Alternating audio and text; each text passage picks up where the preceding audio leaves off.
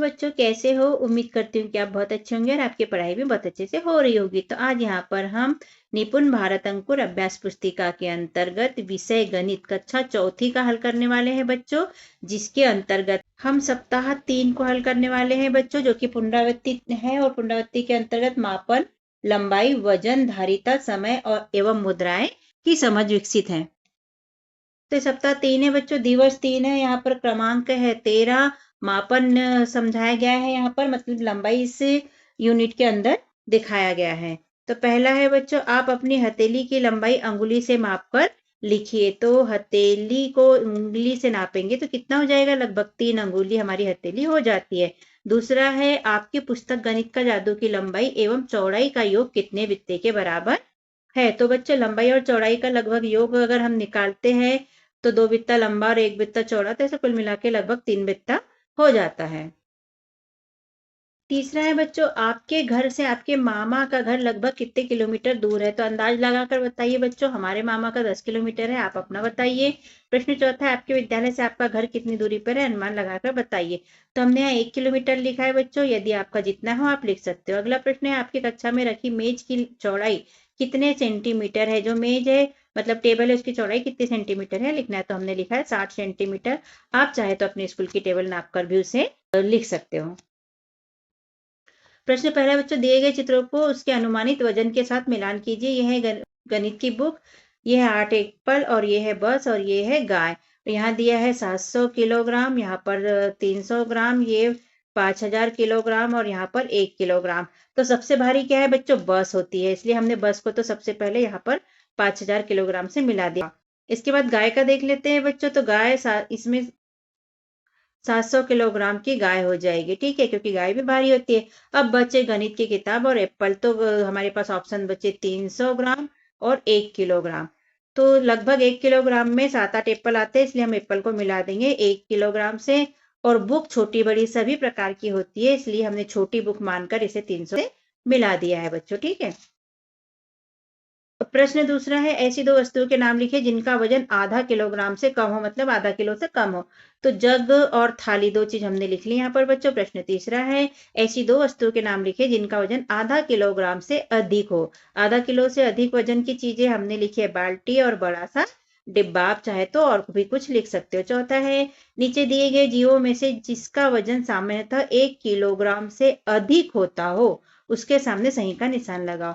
1 kilo से अधिक सामान पे हमें लगाना है। तो गिलहरी 1 किलो से अधिक नहीं होती, लोमड़ी होती है, इसलिए हमने लोमड़ी के सामने राइट का चिन्ह लगा लिया। पांचवा है, नीचे दिए गए वस्तुओं में से किसका वजन सामान्यतः 1 किलोग्राम से कम होगा? अब कम पे लगाना है बच्चों। तो यहाँ गिलास दिया और मोटरसाइकिल, तो मोटरसाइकिल तो भारी होती है, तो हमने गिलास पे सही का चिन्ह लगा लिया। सप्ताह 3 का दिवस 3 है बच्चों। क्रमांक है 15। यहाँ पर धारिता सिखाया गया है। इसके अंतर्गत प्रश्न पहला है, किस बर्तन में ज्यादा पानी आएगा? नीचे बॉक्स में सही का निशान लगाइए। जग में या गिलास में, किस में ज्यादा पानी आएगा? तो आप जानते हो जग में ज्यादा आएगा, इसलिए यहाँ राइट का चिन्ह लगा लेंगे। प्रश्न दूसरा है, किस बर्तन में सबसे कम पानी आएगा? सही का निशान लगाइए। तो यहाँ कटोरी दी गई है, यहाँ जग दिया गया है और यहाँ पर बॉटल। तो सबसे कम पानी कहाँ आएगा?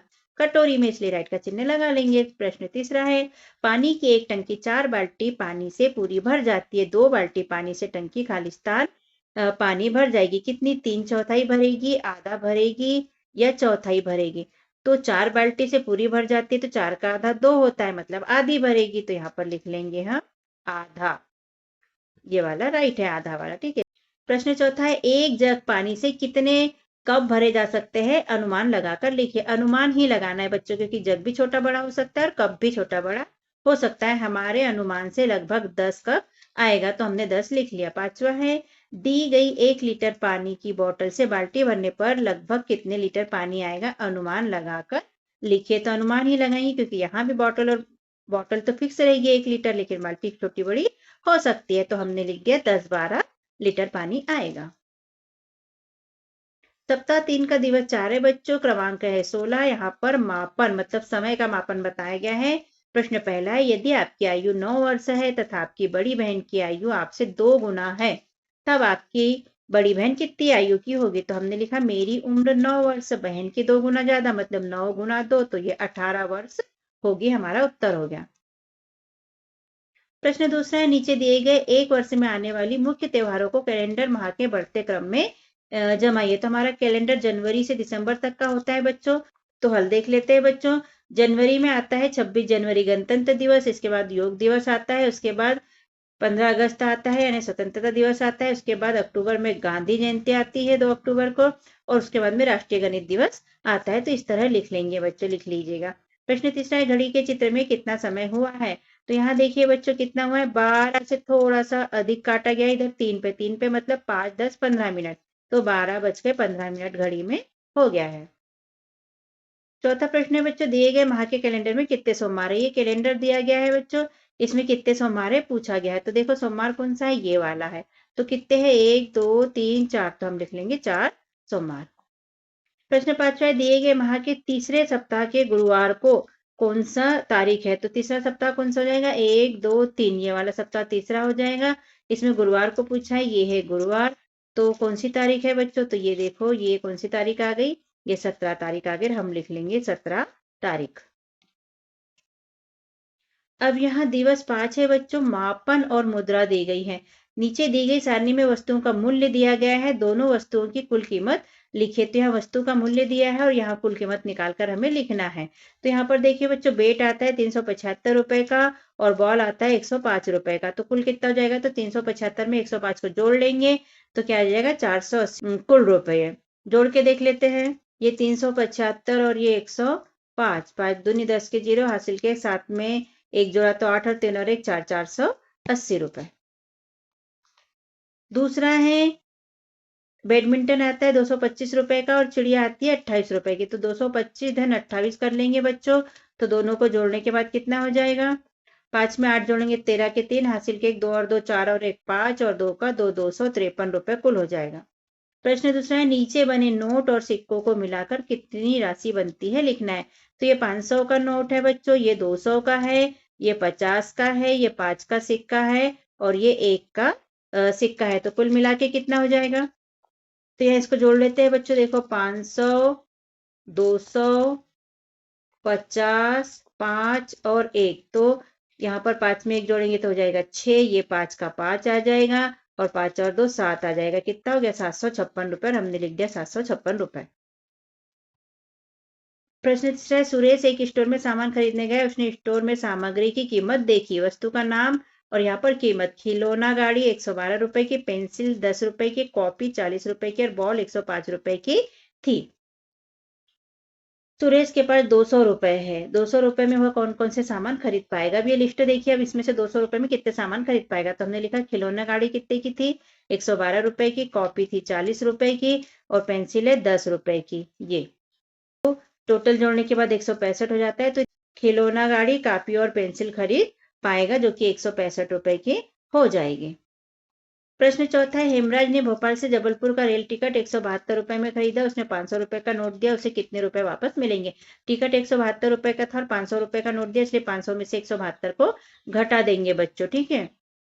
तो 500 में से 172 घटा लेते हैं बच्चों, तो कितना बचेगा, यहाँ पर 0 है तो ये इसके पास जाएगा, यहाँ भी 0 है तो ये इसके पास जाएगा, इसने इसको, यहाँ बचेगा 4, इसने इसको 1, ये हो गया 10, फिर 10 ने इसको 1 दे दिया तो ये हो गया 10 और यहाँ पर हो गया 9, ठीक है। अब देखो 10 में से 2 गया तो 8 बचा, 9 में से 7 गया तो 2 बचा और 4 में से 1 गया तो 3 बचा। तो हमारा हो जाएगा 328 और हम लिख देंगे 328 रुपये। उत्तर लिख लेंगे, हेमराज को 328 रुपये वापस मिलेंगे।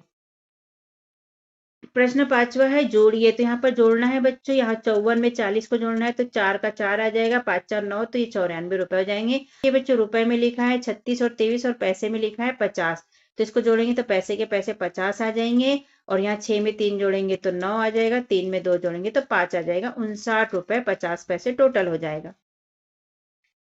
ब में लिखा है घटाइए, 104 रुपए में से 72 रुपए को घटाना है। तो 4 में से 2 घटाएंगे तो 2 बचेगा, 10 में से 7 घटाएंगे तो 3 बचेगा, ऐसे टोटल 32 रुपए बच जाएगा बच्चों, ठीक है।